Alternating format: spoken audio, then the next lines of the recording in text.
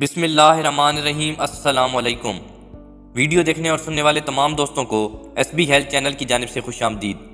दोस्तों, अगर आप मुख्तलिफ़ किस्म की बीमारियों से बचना चाहते हैं और लंबे अरसे तक सेहतमंद रहना चाहते हैं तो आज की इस वीडियो में हम आपको कुछ ऐसी चीज़ों के बारे में बताएंगे जो कि आपकी क़ुव्वत मुदाफ़ियत को इस कदर बढ़ा देंगी कि आपका जिस्म बीमारियों को अपने करीब भी नहीं आने देगा।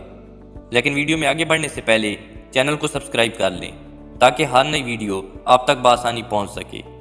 दोस्तों, सबसे पहले आपने 2 टेबल स्पून पंपकिन सीड्स यानी कद्दू के बीज ले लेने हैं और इन्हें ब्लेंडर में डाल लेना है।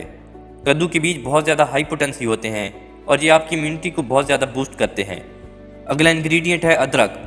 आपने एक अदरक का छोटा सा टुकड़ा ले लेना है और उसका छिलका उतार कर उसके छोटे से पीसेस कर लेने हैं। अदरक आपकी ब्लड सर्कुलेशन को तेज़ करती है, आपकी एनर्जी को बहाल करती है और ब्लड क्लॉट नहीं होने देती। आपने इन पीसेस को भी ब्लेंडर में डाल लेना है। नेक्स्ट इंग्रेडिएंट है संतरा।